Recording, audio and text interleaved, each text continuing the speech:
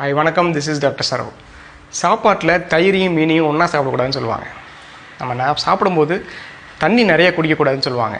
இதெல்லாம் ஏன் சொல்கிறாங்க அப்படின்னா, செரிமான கோளாறுகள் வர்றதுக்கு வாய்ப்பு இருக்குது அப்படின்னு. எப்படி செரிமான கோளாறுகள் வரும்?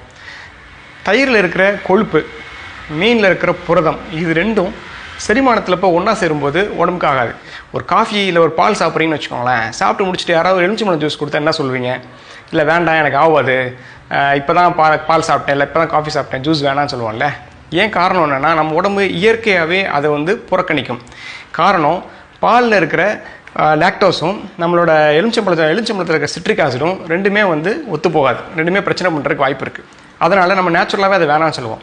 அதே மாதிரி இயற்கையாகவே நிறைய உணவுகள் ஒன்றோடு ஒன்று சேரும்போது பிரச்சனை பண்ணுறதுக்கு வாய்ப்பு இருக்குது.